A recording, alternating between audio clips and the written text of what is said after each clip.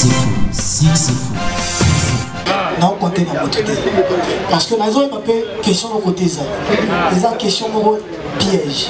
Pour ceux qui ont la conférence pour la vie, là, on compte la JBT, la WRAT.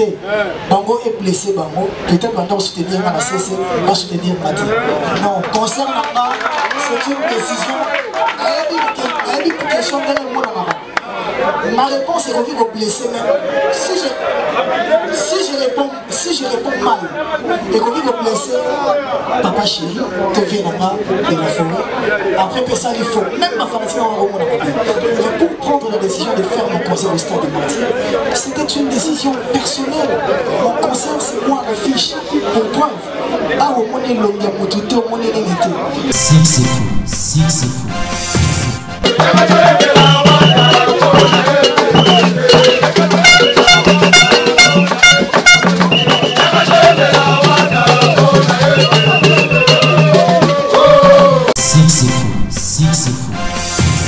On le vit dans un Luka, papa chéri na Werason.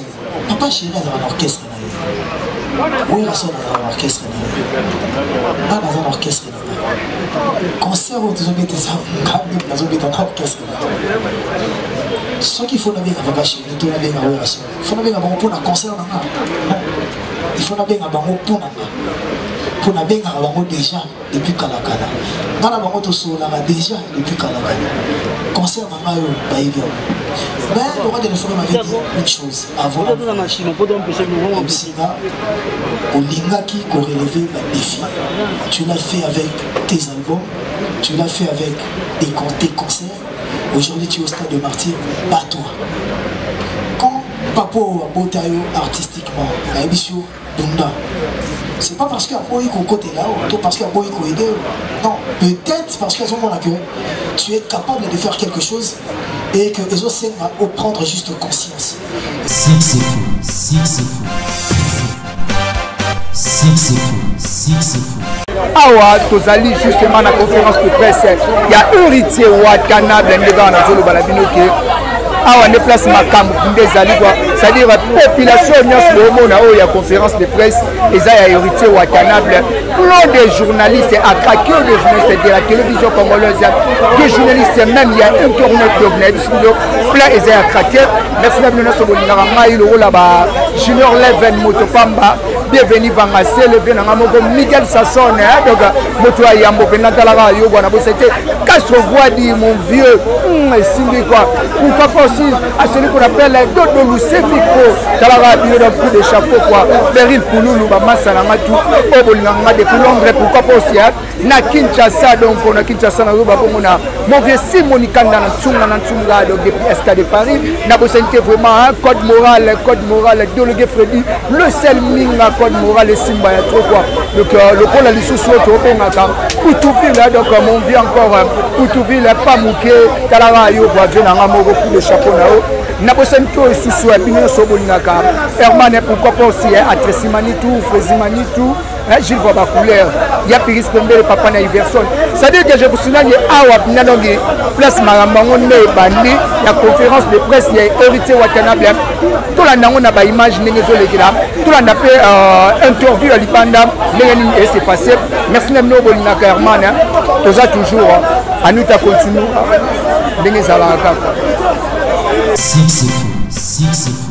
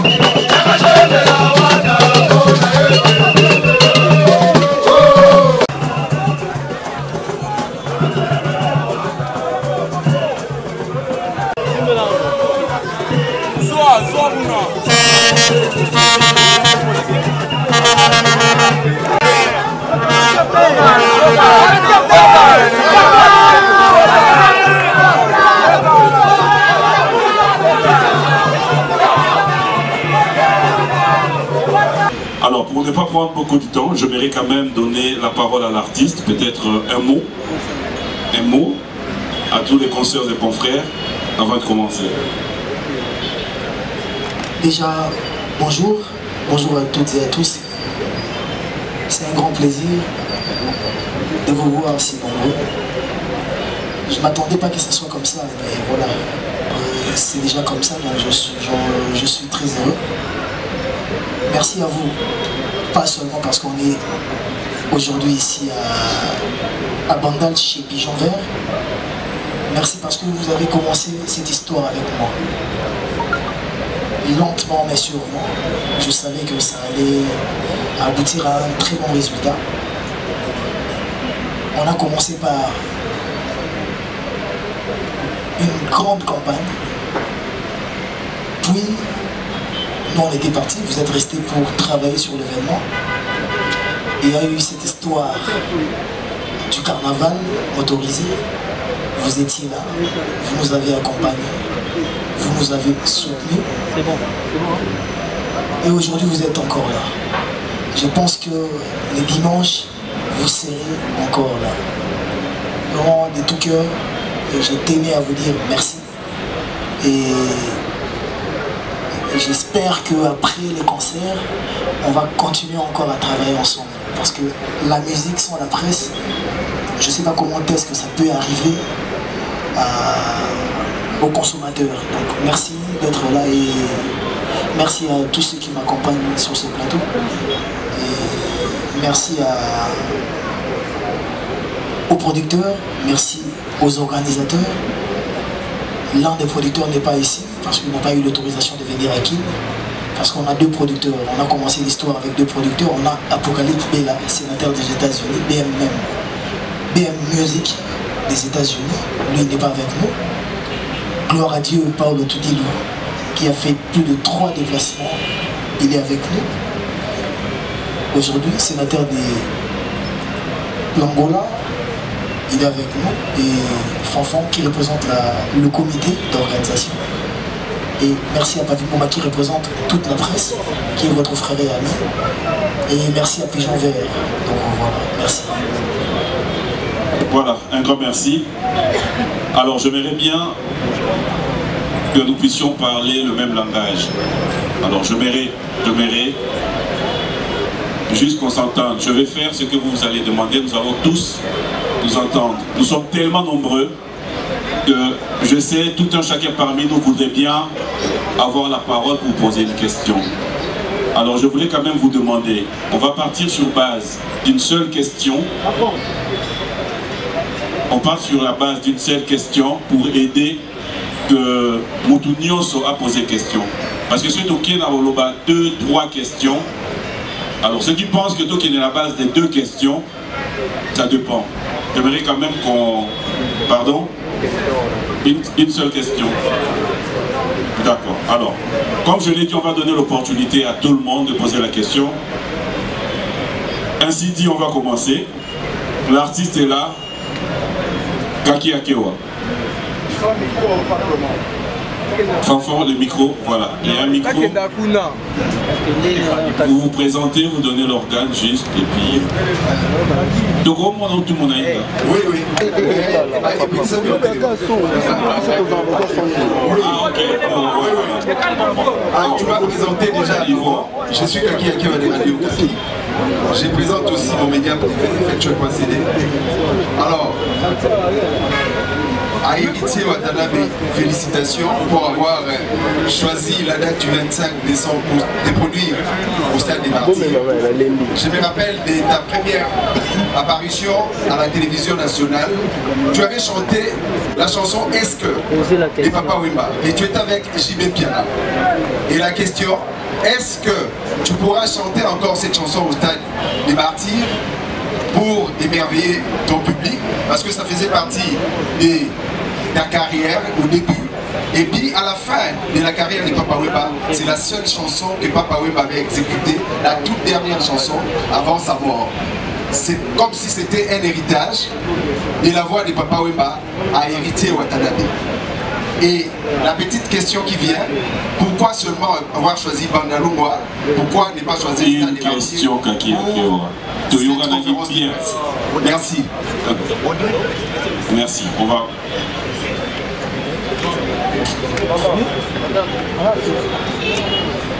Merci. Merci vraiment. Yoro disait à Roulobati, donc tu es ancien de la presse, on se connaît très très bien. Et je suis très heureux de te revoir encore.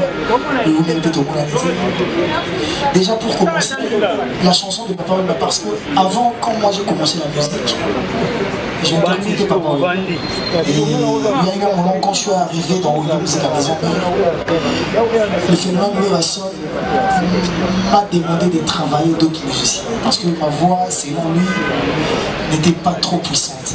Je devais travailler King Kester et le vieux Madelu System pour un peu rendre puissante ma voix. J'ai perdu ce timbre-là parce qu'aujourd'hui j'ai un autre timbre. Mais je ne sais pas si j'aurai le temps de chanter cette chanson au stade. J'aimerais bien le faire parce que je commençais par là. C'est toujours mieux, c'est toujours bien de faire la rétrospection et voir d'où on vient pour mieux comprendre où on est et bien préparer où on va. Je sais pas, on a vraiment beaucoup de chansons dans l'album Retirada. On a beaucoup de chansons dans l'album Miange Midemo que les gens m'imposent de chanter. Et je ne sais pas si dans un concert au Stade du Martyr, on pourra faire plus de 10-15 chansons. Imagine si je commence à compter déjà les chansons que les gens m'obligent à faire, comme Les Ivres d'amour, Gombe na Gombe, BM, Amour véritable, Désolé, toutes ces chansons-là, Tout en noir, DDD, et j'en passe. Vous verrez que c'est compliqué. D'abord, pour le choix des chansons, je ne suis pas le seul à faire le choix. Et le comité d'organisation fait le choix parce qu'ils sont avec le public, ils sont avec le fan, ils sont proches des gens. Et ils entendent aussi les réclamations des autres, des gens, des fans. Les musiciens aussi, l'orchestre, parce qu'on doit tenir compte aussi des musiciens qui nous accompagnent. Je n'aimerais pas être la seule star de l'événement parce que je ne chante pas seul. J'aimerais te dire pour clore, moi j'ai pas un groupe d'accompagnement. Moi j'ai un orchestre comme Wenge BCBG, Vive la musique, comme Maison Mère, comme BCBG. Donc moi quand je chante, il faut aussi que les autres qui m'accompagnent puissent chanter aussi. Donc j'aimerais aussi chanter des chansons où il y a des solos vocaux pour que les autres aussi puissent avoir de l'espace, que leurs fans aussi le voient, pour que tout partager ces moments ensemble. Donc voilà. Et l'autre question c'était... Rapidement, pourquoi le choix des bandales? Le choix des bandales, c'est pas moi qui ai décidé. Le choix des bandales, c'est l'organisation qui a fait ça. Mais aussi, il faut le savoir, parmi les sponsors du concert, il y a Pigeon Vert. Pourquoi aller autre part qui est resté chez soi? Parce que Pigeon Vert, c'est chelou. Pigeon Vert nous accompagne. Pigeon Vert a mis la main dans la poche pour contribuer à l'événement. Je ne voudrais pas aller chez quelqu'un qui n'a pas contribué pour l'événement. Donc voilà le choix de Pigeon Vert. Et je les remercierai toujours. Voilà, on aura tout le temps, je vous promets. Le micro, s'il vous plaît. Maman, donne un pas de chauffe.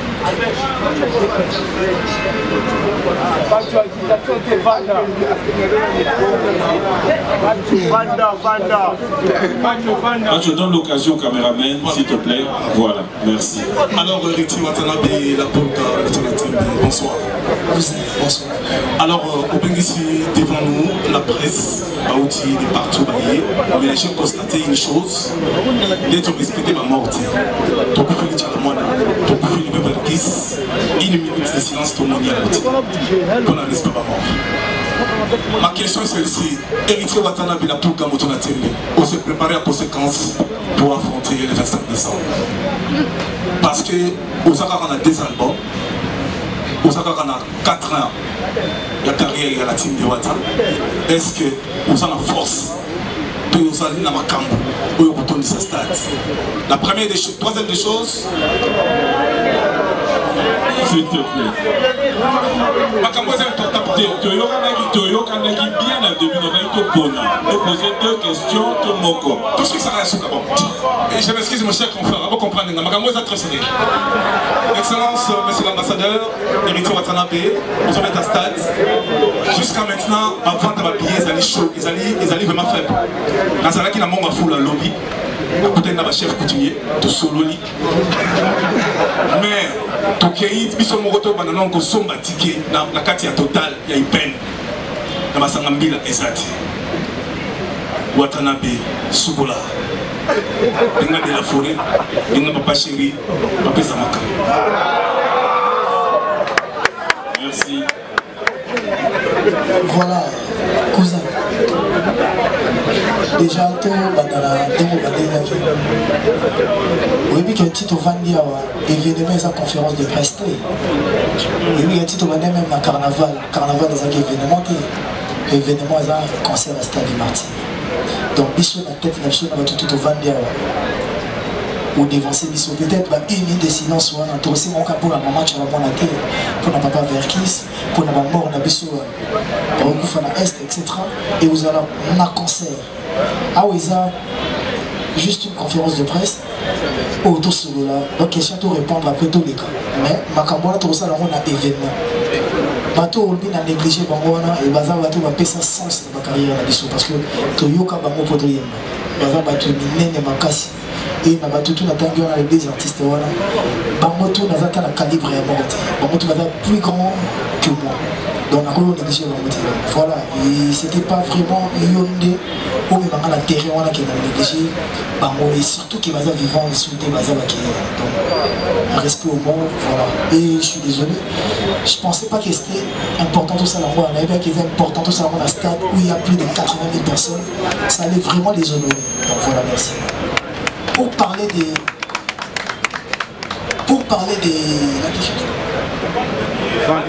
le vent des billets, Yokendaki, la station, il faut aussi que ça c'est pas dans toutes les stations totales des points de vente des arcs. Au moins, il y a une station totale où c'est dans la boutique, ou à Tegarabilo. La station totale où c'est dans la peau, à Tekakaka, carburant, et dans la porte. Vous comprenez? Donc, ceux qui ont côté dans la boutique, qu'on a cédé, parce que tu as pardon, tu as billet, pour tu as billet, tu as payé pour piste. C'est pas leur travail c'est vendre le carburant. Alors, les stations totales ont des boutiques, la station totale est dans un magasin. Et sur le Kekuna, on recoute avec billet. Plus que ça, net dans la station totale à Lemba, il y a 24. Mais ça a bien aussi là. Si vous avez l'eau, on a PC dans aussi. On recoute à billet. Il y a quelque chose à comprendre. Et quand ils appellent boulot, on a pensé na landelaka batekaki billet wapi ezali billet wapi ezati to billet wapi ekotaki billet wapi esilaki. Moi mon rôle, mon travail c'est chanter et danser. Laissez aussi que votre comité d'organisation balandela makambo wana parce que ceux qui balandela makambo nyonso nakolanda makambo ya instrument nakolanda makambo ya sécurité nakolanda makambo ya podium nakolanda makambo ya lumière nakolanda makambo ya écran LED nakolanda ya publicité bapanneau pour bapanneau mosusu ndete ofutela misusu na matata et matata pour raison de retard je peux pas suivre deux livres à la fois un petit artiste en plus de la communauté ceux qui vont côté monsieur côté qui va bien zati donc ayoki les gens vont être réveillés pour booster donc nous l'entendons parce que vous poussez mal à ça sur le ménage moi je suis prêt pour chanter et danser on le vit dans Nana Luka papa chéri na Werason papa chéri dans un orchestre Werason dans un orchestre dans un orchestre concert où tu as été dans un orchestre ce qu'il faut bien papa chéri tu as bien à Werason il faut bien pour un concert il faut bien pour na benga bango déjà depuis Kalakala. Dans la bango to solara déjà depuis Kalakala. Concert na mayo baïbia. Mais le roi de la forêt m'avait dit une chose avant la machine pour empêcher le roi Bissina au lingaki qu'on relevait le défi. Tu l'as fait avec tes albums, tu l'as fait avec tes concerts. Aujourd'hui tu es au stade de Martyr, bats-toi. Quand Papo a Botayo artistiquement, Baïbisio Bunda. C'est pas parce qu'il y a un côté là, ou parce qu'il y a un aider. Non, peut-être parce qu'à ce moment-là que tu es capable de faire quelque chose et que les autres va prendre juste conscience. Et je pense que ceux qui il faut la scène à aide pas le roi de l'effort, tout papa chéri. Il faut dans le bon.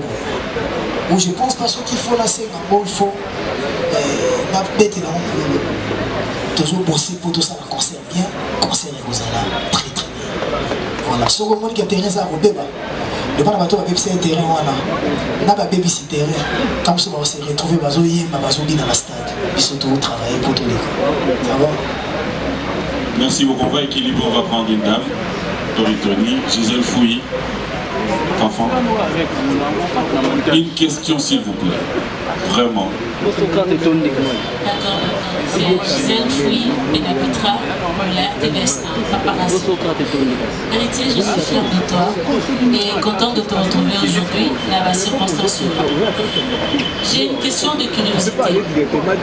L'Instagram Nayo, il y a quelques jours, tu as mis une vidéo là qui est là-bas en où tu disais que Tometara Stade en moto, si ça m'a sur la stade. Quelques jours après, on tient affiche, je pense que c'était hier, affiche moi comme Mouto à Sali. Et Batine Nelio, sur le tient la page, je me dis c'est que tu as accepté le concept. Aux 8 stades des martyrs à Bissou, au tient moi punir, au déplacer à moi yo liboso, aussi bien aux autres déplacer stade des martyrs. Alors que Bissou tout, ma pensée c'est moto et que après toi il y a un autre artiste qui en la personne de Frère Gola qui va aussi jouer l'année prochaine. C'est quoi yo lobby aussi les samassolo à stade. Par là tu veux dire quoi? Nalingi vraiment la comprendre. Et puis c'est quoi le défi et héritier à Watanabe face à ces concerts du 25 décembre? Merci. Ouais, merci. Au moins que tout le monde a eu un bon concert à stade. Il y avait d'autres concerts qui étaient programmés. Officiellement, moi, je n'avais pas commencé la publicité. Parce que la réalité, nous sommes aussi à la campagne concert, puis bien concert, on a peine à au même moment. Pendant que on a peut-être quelques mois après. Je voulais vraiment laisser le temps que le concert sur les cas. On a fait un effort de côté Kassus à 2-3 semaines pour que tout le monde accompagne. Et bien, la main il y a une affiche au Mataka après le 1er décembre. Bandroit de Mataka après le 1er décembre. Mais pendant que nous sommes dans le les fanatiques faisaient des affiches dingues là-bas. On a oublié dans tout ça des shootings photos. Ça veut dire que les fanatiques sont libres de faire des choses pour peut-être de polémiquer, de parler, de créer des rancunes. Ils sont libres, ils ne sont pas dirigés, ils ne sont pas gérés. Mais moi maintenant, je ne suis pas fanatique d'héritier. Moi je suis artiste. Donc ce fan à ça, il est là aussi qu'on a essayé.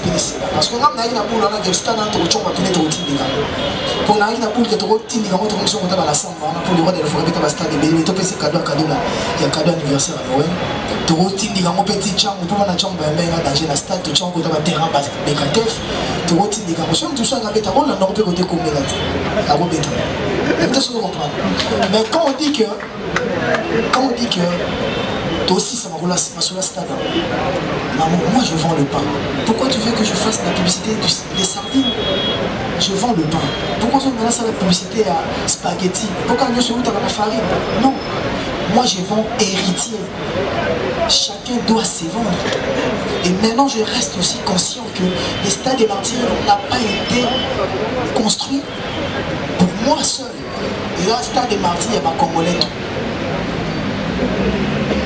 Qui peut jouer, va jouer. Qui veut jouer, peut jouer. Après moi, il y aura des artistes qui référents. Parce que nul ne pouvait croire que le 25 mois, je serai au stade. Peut-être même en février, peut-être parce que tous les Congolais, tous les esprits à continuité. Même honorable à la mandature, à continuer sur la mandat. On ne peut pas demander, mais il y a un ministre. Côté à mon ami, il y a un ministre qui va continuer avec lui. Il sera de tout le monde fera son concert. Je lui souhaite bonne chance, comme je l'ai fait avec tous les autres. Moi, je suis un artiste, on a côté, on a terrain, on soutient.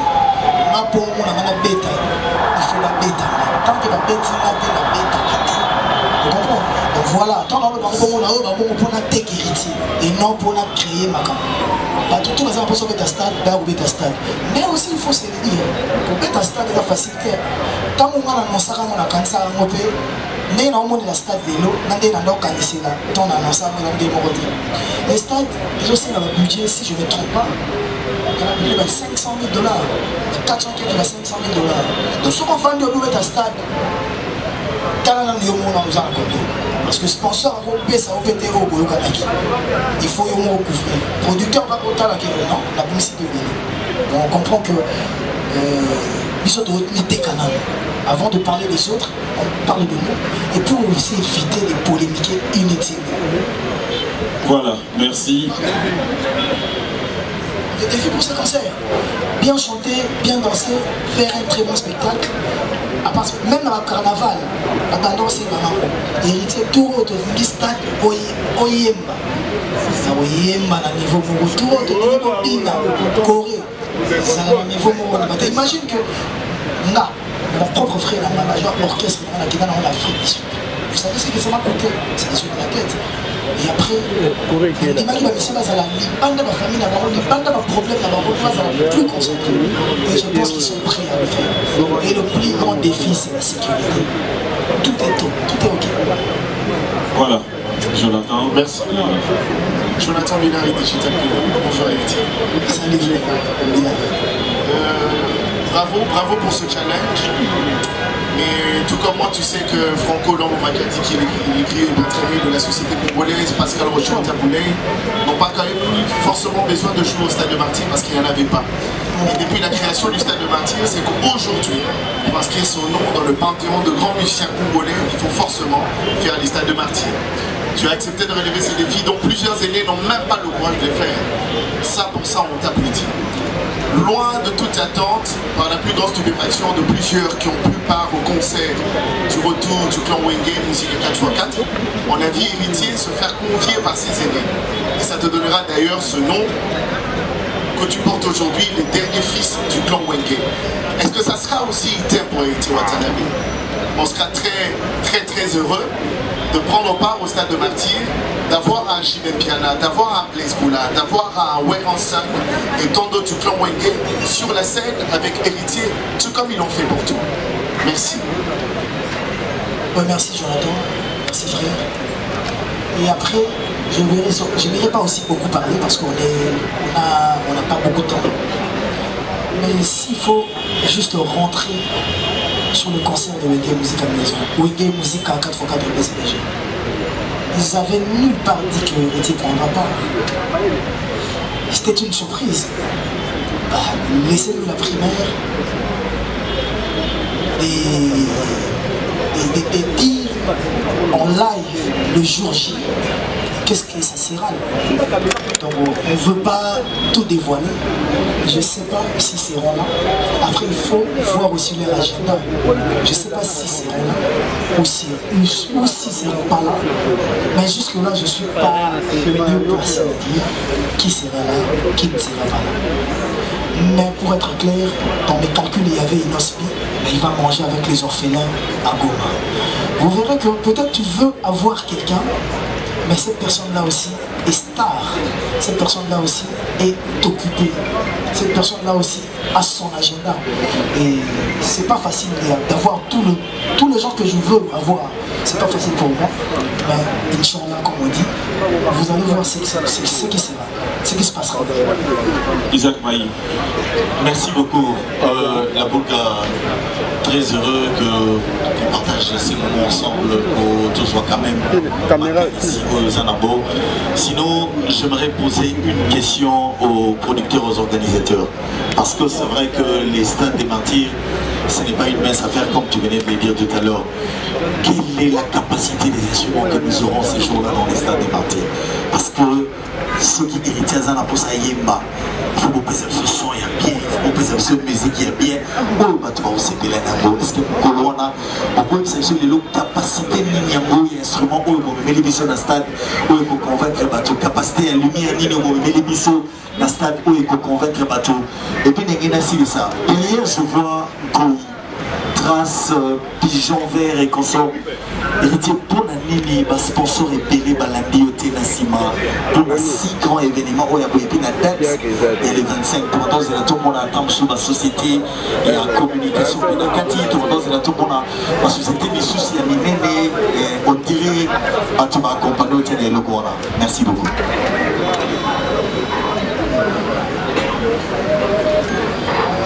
Merci beaucoup. J'aimerais bien parler à Nicolas parce que moi je suis angolais. Alors, notre langue nationale c'est le portugais. Et le portugais, je ne pourrais même pas parler ça, c'est parce que vous avez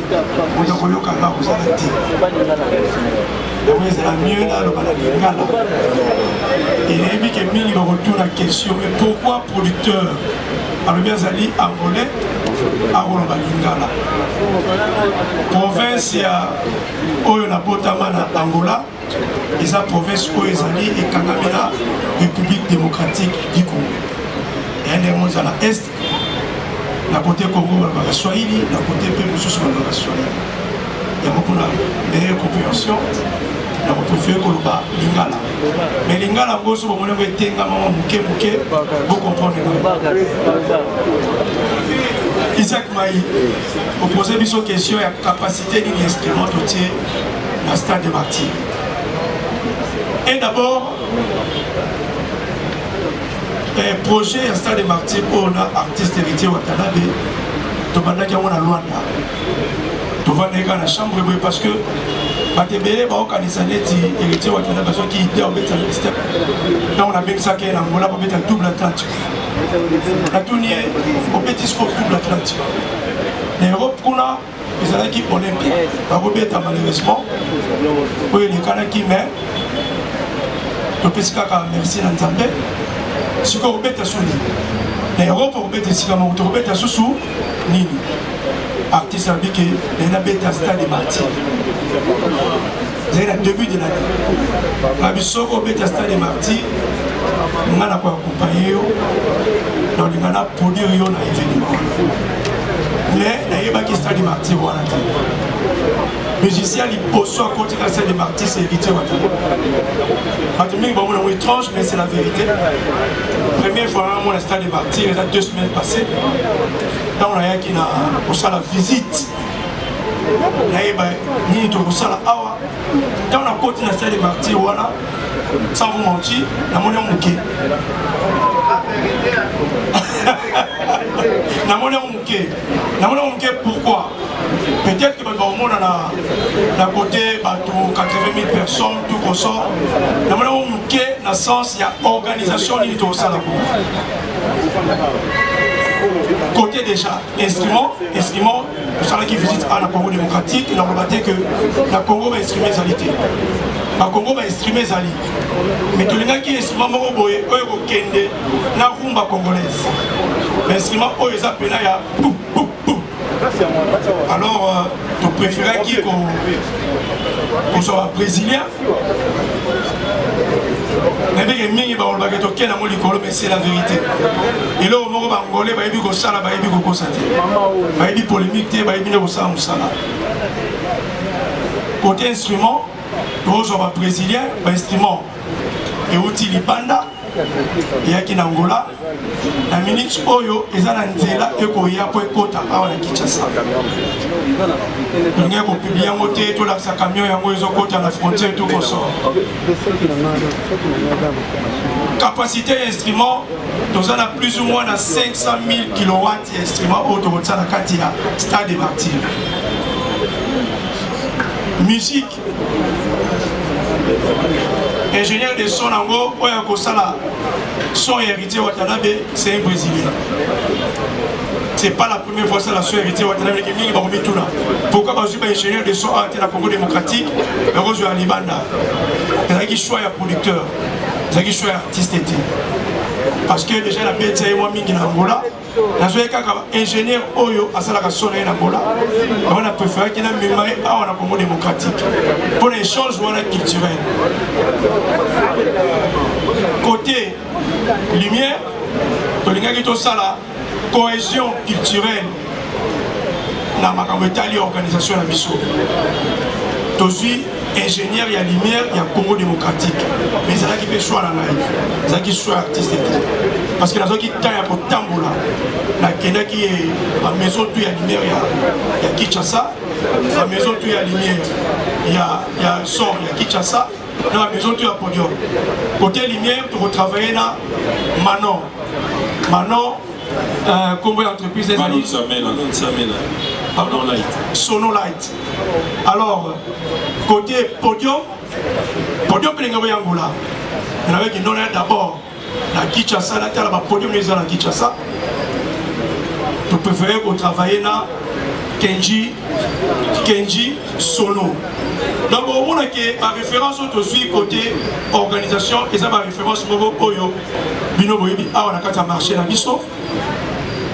Podium est assuré par Kenji Sono, lumière est assuré par Manon, et instrument est assuré par un Brésilien. La qualité est beaucoup à la décité. Instrument peut-être que la Rolbate c'est pour la première fois. Bon, jamais la organisé l'activité awa, mais la Oyonga la moni est pour la première fois depuis que Stade des Martyrs, les années Stade des Martyrs, Boyoka, instrument Yandemo. Merci. Isaac. Une question vite fait. Sur les sponsors. Après, quand vous parlez des grands sponsors, je ne sais pas si la Bra Congo a Zamouké, je ne sais pas si Total a Zamouké, je ne sais pas si Trace a Zamouké. Je sais pas ceux qui obstinés. Alors, obstiné SRL, groupe Chilamouina. Et habité par sponsor aux Oloba. Où est mon énolinga tous à la bamo. Dommage tous à la bamote. Où est Miki Wana. Jusque-là, tous à la bamo. Là, nous tous angi instrumenté. Nous tous angi lumière. Nous tous à la nyongo moutoute. Où est ce senga qui comme budget. Bas sponsor Wana. Baché. De ma sponsor à Minene. Par concert Royal. Après. Base de la concert va sponsoriser oui Mickey na biso parce que les grands boulot ni on s'entend parce que la Bra Congo les lots na habité ceux qui vont plus que la Bra Congo. La Bra Congo encore la Bra Congo à la Skol, la Bra Congo à Tembo, la Bra Congo à Castel, la Bra Congo à de Kofi, la Bra Congo. Donc j'ai dit merci encore qui est pour moi dans l'événement la salle le plus grand des sponsors et merci. Et après peut-être y habiter. Alors moi na soso a vimbi na nzongo c'est que mais peut-être moi j'ai eu la chance d'avoir des amis riches. Donc maintenant parce que photo est bon qui monte ma bébé dans la société autant la non comme il est à Mina Intel on a qui signer la banque protocole d'accord mais il y a triqué concerné aux Alamoboulou, il y a trop de choses qu'on ne peut pas dire. Parce que si tu veux que je décide même les noms, je peux décider après au créer ma polémique, mais je ne suis pas venu ici pour ça. Il ne représente aussi rien tant que mon organisation est très bien faite. Donc, merci aux sponsors qui m'ont accompagné et merci aux partenaires qui sont là.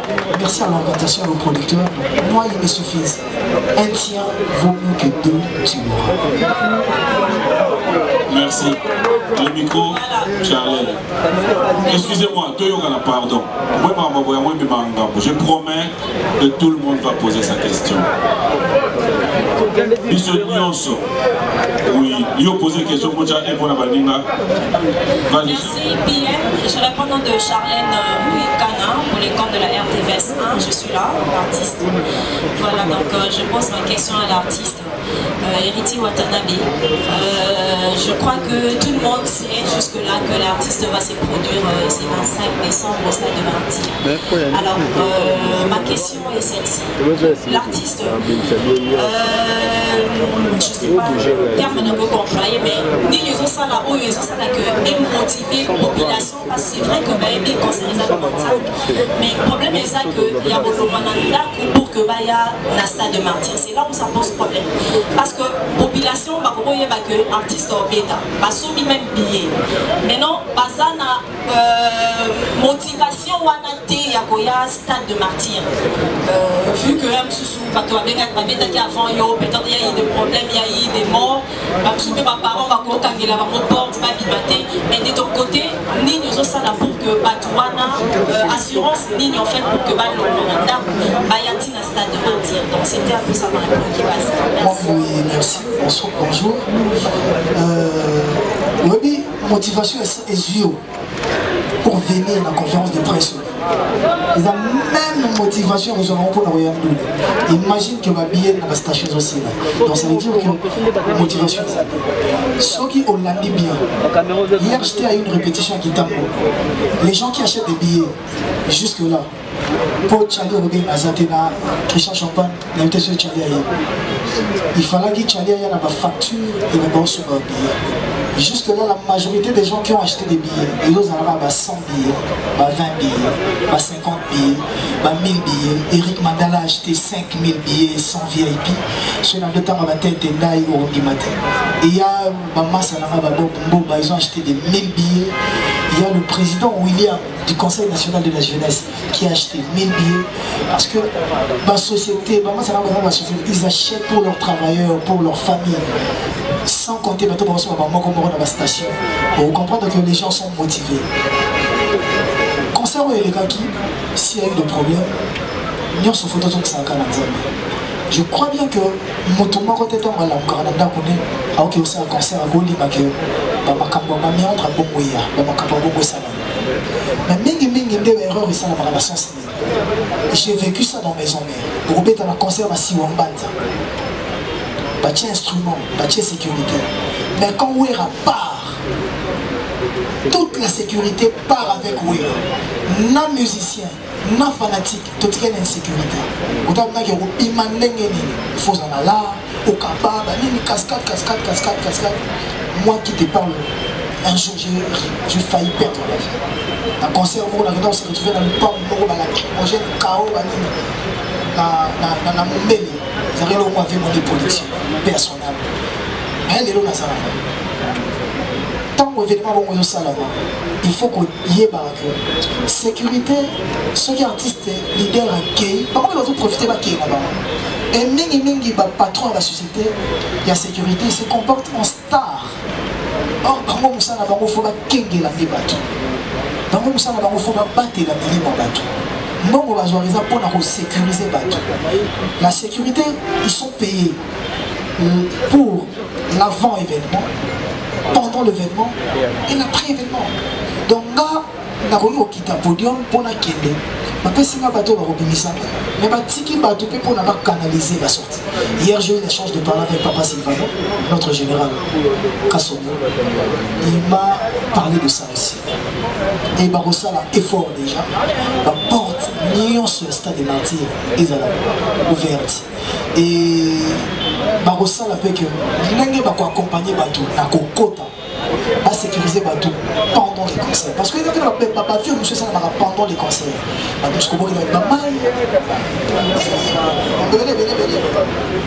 Et après les concerts, ils vont accompagner les gens. Et Batou peut pas concert. C'est une fête.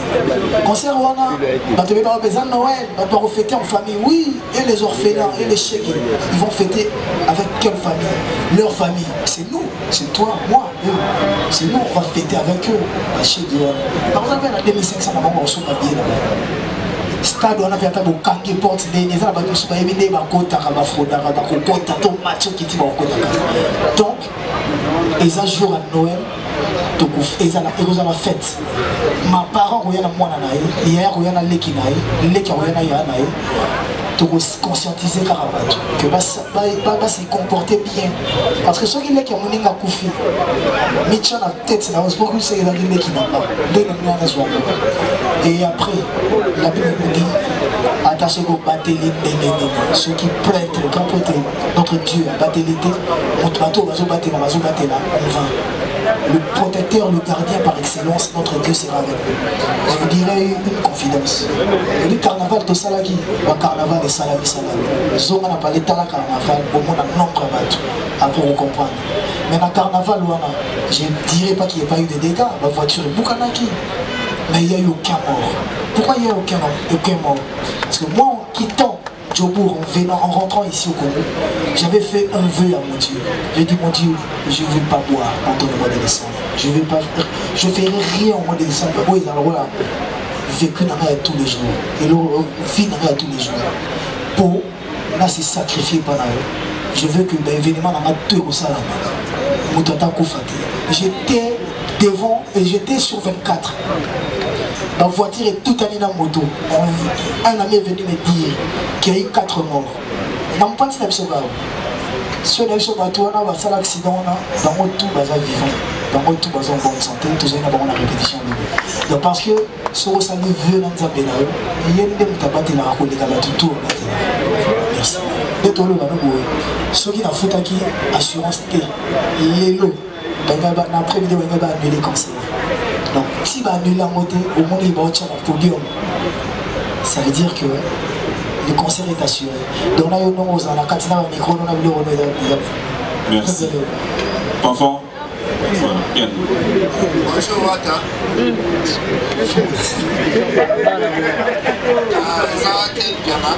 C'est une question Zali.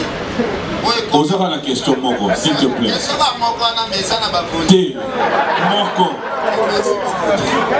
Question Héritier Wata, Bayaya na père na bino ya 4e génération, se mesiraka na stade de Martyrs, tout le monde a chiba beta stade, ça après, il y a papa Wemba ou Kofiolomide na Simanae, tout le monde ibe Weranson a beta stade de Martyrs, sans appui, il y a pas père. Mais les autres, tout le monde est héritier Wata lobby au routine de Castade. Mais au routine de Castade, il y a tout le monde. On se compte beaucoup plus dans Wera, JB, Adolphe Dominguez. C'est-à-dire que il y a des alliés. S'il vous plaît, nous allons répondre à l'eau pour continuer. Nous allons compter dans notre côté. Parce que nous avons une question de côté.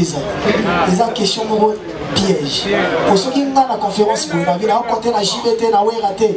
Bango est blessé, Bango. Peut-être qu'on doit soutenir la CC, on va soutenir Mati. Non, concernant c'est une décision.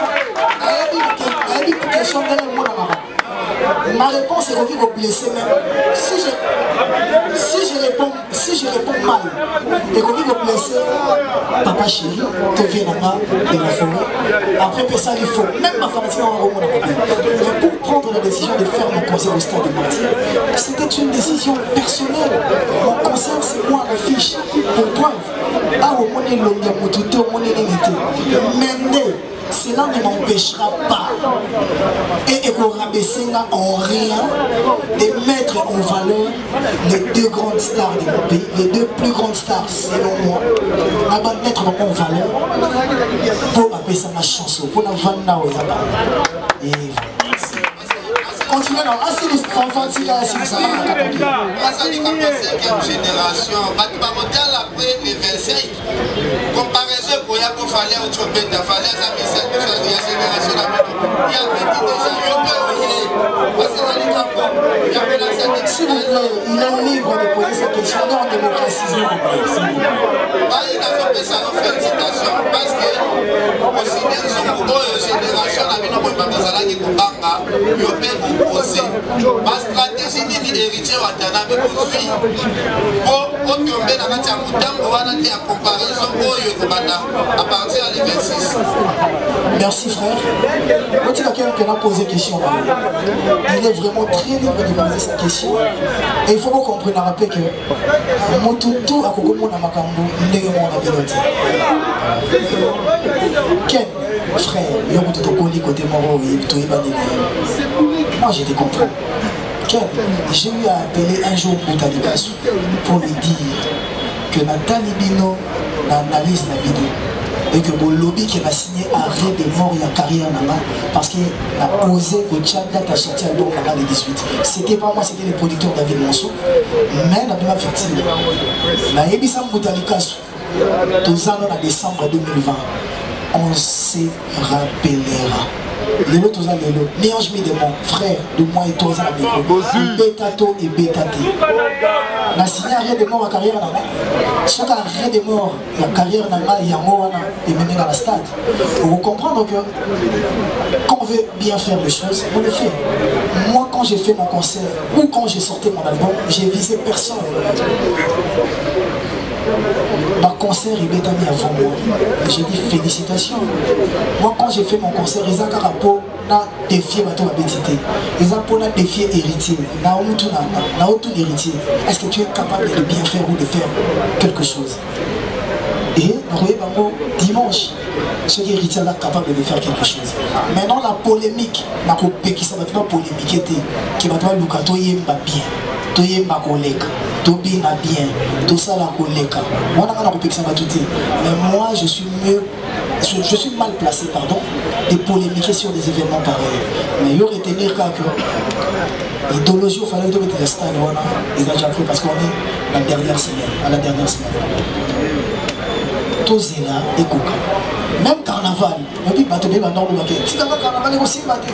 Moi j'ai carnaval, il y a dans la vidéo, n'est-ce pas? Mais pour ça, il y a une analyse, il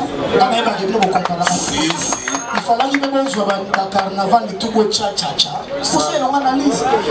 Quand ça vous arrange, vous faites des analyses. Quand ça ne vous arrange pas, vous ne le faites pas. Mais nous, on est habitués, frère, nous, on est habitués à le prendre comme ça. Quel peut-être il me vend mieux que peut-être finance aux Avanaba.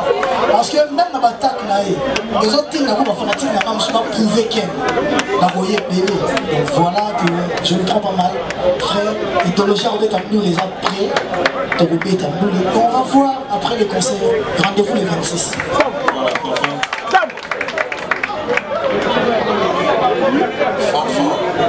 C'est très important, Fanfa. Fanfa awa toyeli wata yote. Alors, bonjour président. Président, avant toute la question. S'il te plaît, on est vraiment préparé. Si, je sais. Oui, s'il te plaît. Tout le monde a eu le temps. Non. On va pas commencer à discuter. Ok, c'est bon. Je vais vraiment. Ok. Tout le monde awa. Album ebimaka le 18 décembre. Boutanika oyo benaka alobaka ke osine arrêt de mort. Nabi Boutanika je nabi na analyse na bino. Voilà. C'est moi qui ai fait la promotion sur internet des Mi-Ange Midemo. Tout le monde a aimé avoir. Et puis voilà fête. Si on a toute la question là-bas. Ah, on a d'abord tché mon droit de retourner. Si on a toute la question là-bas. Le président, Stade de Martyrs n'a déjà c'est sali plein. Parce que promotion est à malade, stratégie est à malade. La maison de production et vous l'artiste. Pour s'arranger dès après concert ou pendant les concerts, vous kili mobima et vivre live na yo. Na bandeli. Maison de production. Na yo moko staff na yo artiste. Pour s'arranger comment? Pendant les concerts ou après les concerts, ou kili mobima ou bazo s'attendre à concert ou pas vivre événement en live. Soit parce que ma concert est belé Betami et l'équipe a une version propre dans le côté. Est-ce que vous arrangez pour qu'il va vivre live dans le version propre dans le après événement? Tout comment? Parce que l'on va les questions des appas battus. C'est ça ma question. Merci beaucoup. Merci Mouta. Déjà, l'événement, nous avons la trace. Une grande chaîne, nous avons la visibilité mondiale. Et je pense que vous allez bien. Et après, pour les images, Fanfan, pour les images, il y a... Bon, il y a grâce, on a une équipe qui travaille. Il y a une équipe aussi. Il y a ce tali live sur le net, parce que peut-être qu'à Tony par rapport à Yannick, nous avons une équipe, il y a captation de l'événement, donc de reçoit son, la qualité, c'est pas pour rien que le producteur Aïe n'a pas matos, il a jeté, de reçoit son ceux qui inquiétuent les à côté on a l'ongola yango parce que toujours à disposition. Bakozamo en live sur le net et après bakozwa yango après événement parce que stratégie d'ambition de travail est avant, pendant et après, et ce dans tous les aspects organisationnels. On a encore le banaro, ça va détailler sur le test, on dirait, tu peux s'y promesse Zoloba. Nous on préfère que Babaya le 25, à suivre un billet dans Bango, à s'installer dans ma VIP, na pigeon vert, à suivre un billet dans Bango, à la VIP, tout à la grande public, à qui dans ma station totale, Bissona Bino Togotala, si ma tombé à l'Isolo le 26. Et dans le topo ça n'a pété. Et dans la site, la machine est brouillaka, la fréquence. Oui, la stade, oui. Même la stade, on n'a presque pas de connexion. Oui, tu as même l'aéroport, tu as un drone. Mais drone, ils ont jamais du colo à 1 mètre. Parce que au niveau du bombardement, ils sont à l'aéroport en Chine. Donc, drone, c'est comme une arme.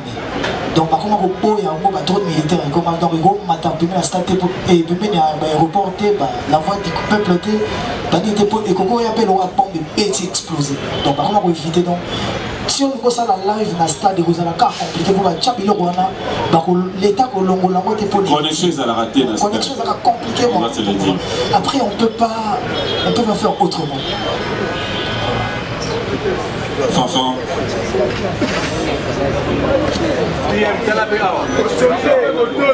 Fanfan. Toyokanda qui te bani pour 3-3-3. Maman déjà, je sais, maman suit dans discuter avec maman que ça va. Bonjour, c'est et félicitations pour notre bébé. Merci. Question à moi, mon coïsa.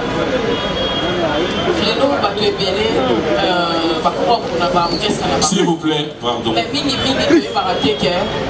attitude ya mutu et puis motema ya mutu joua rôle na ba événement songolo pakala.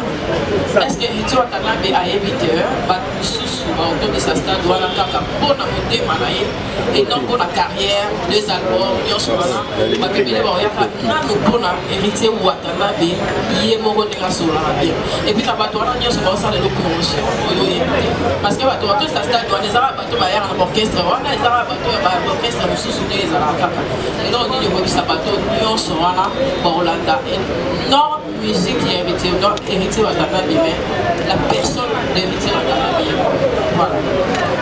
Je sais pas partout on attend bola ba ça fait qui héritier na lingaro pona mutu ko ba yisa na yo boy na lingaro po mutu ko ko esalela ngaka na kutana ba bola ebele.